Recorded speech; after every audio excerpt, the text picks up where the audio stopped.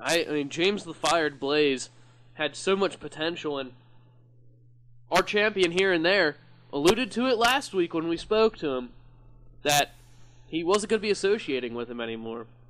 And that move came a lot sooner than we expected. Yeah, well, at least there isn't going to be any awkwardness in the locker room whenever they're not friends anymore. Thank God. We avoided one there. But one thing, I wouldn't be surprised if there is a civil suit that 40 will file against RCW. You think so? Yeah. I mean, we know how bad he hates Triple X. Man got him fired. Motherfucker. Yeah, I could definitely see that happening. But not really sure how much of a legal case he really has, because from my understanding, he requested that the loser leaves RCW. Huh. Well then, that's on him. Damn it. That makes him look like a JACK ass. Jackass. Yeah. I got it. Alright, sweet. Next matchup was a hardcore singles match for the RCW Outlaw title. Biggs Tomsini, the incumbent, versus possibly the greatest Outlaw champion ever in Genetic. And Genetic, it's been building up for weeks.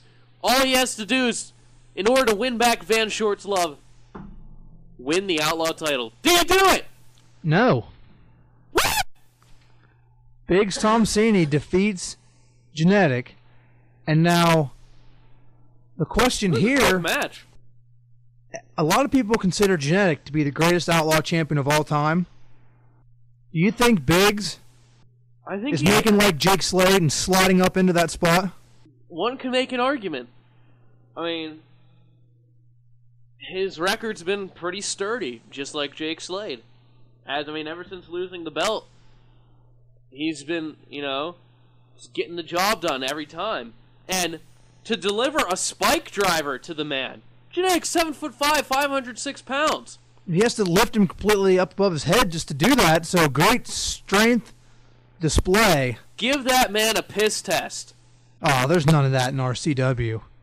There's no steroid usage. Brian Sells. So then, standard one fall singles match for RCW Television Championship.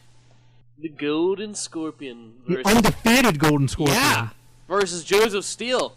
And Steele, he was already out there against the White Knight. He probably exhausted himself, right? Nah. No? Joseph Steele, he picks up a very impressive victory over the Golden Scorpion. And the one thing that disappointed me in this match, I thought maybe with the Golden Scorpion incapacitated, Joseph Steele would try to get that mask off and figure out who the fuck this guy is. Toasty! But congratulations to Joseph Steele ending the unbeaten streak of the Golden Scorpion. Yeah. And, where does the Scorpion go from here? He promised so much. And it seems like he doesn't even exist anymore. He hasn't dropped a letter for like a month. Yeah. Maybe he needs to drop a P. So then it'll be help. Because he needs it. Not sure if that one was in the script or not, but we'll see. Yeah, I don't know. So we mentioned it in the previous attempted episode, how Twice Nightly couldn't even make it to his match because he was brutally attacked. Do you think Triple X did that? You think he attacked Twice Nightly? Yeah. Well, actually, I think Kelly Tomsini did it. Yeah. Triple X, I don't think he would attack him. Well, maybe. If it was a sneak attack, okay. Definitely Triple X. But Kelly Tomsini would just get up in Twice's face and beat the hell out of him. Next match, Jesse the Light Cameron versus Machiavelli Tomsini. Now, the Archetype of Violence personally challenged the Bounty Hunter because the Light put a bounty out on Machiavelli's brother. So a very stand-up guy, Machiavelli Tomsini. Fuck with the family. Sticking up for his brother and puts away Jesse the Light Cameron. Yeah, easily, too. I mean, a Mac Daddy pile driver, and Cameron's pretty heavy himself, but Machiavelli, he's a strong guy, 6'5", 280 pounds, and wins pretty easily. I mean, I heard backstage that Jesse the Light was bitching about having something in his eye, and I don't know, said something about that damn wigger, and I really don't know. Just bad things. Moving on. Standard one fall singles match. Jake Slade Bonerific versus Zombie Celis. Actually, I think this was Brian Celis. And before the match starts, finally, our co-general manager, Jake Adonis, that body, love him, real crowd pleaser, comes out and makes a great statement saying that this is going to be a special guest referee match. And who was that special guest referee? The returning Logan Bradley. Is that fair? These guys, the price of admission, they've been tight for so long. I think they have. But then again, last week Rory Blaze brought up the possibility that Brian Celis ordered Black Adonis to end the career of Logan Bradley. So now I am completely lost because this is going to be bad no matter what. Because if Jake Adonis ended his career, then why would he bring him back out? Well, no. Here's the thing, though. Adonis didn't bring him back out. Adonis said that, hey, Twice Nightly's going to be the special guest referee. Obviously, he didn't get the memo where Twice was attacked backstage. Triple X is the one who brought out Logan Bradley. What the hell does that mean? And Logan Bradley was dressed in a fat suit and a bro. You look at a loss for words. I am at a loss for words. Why is Logan Bradley back in RCW for the first things first? Why is that? I don't know. And why is he in this match? Because he either A, is the best friend of Brian Celis, or B, hates Brian Celis' guts. Well, I hate Brian Celis' guts. I mean, there's absolutely no way this is not a conflict of interest.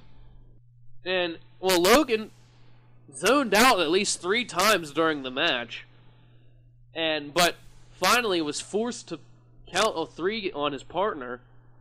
Dude, did you see that one coming? No. So Jake Slade gets a victory, and like you said, I mean, this match just went on forever. How exactly can you be forced to count someone? Well, Cardoza and Slade just kind of like say, hey, you're hired to be an unbiased official, make the count. But I mean, like, what's the punishment if he doesn't? Is he gonna get fired? I don't even think he's a member of the roster right now. I think you're wrong. I think he's definitely back.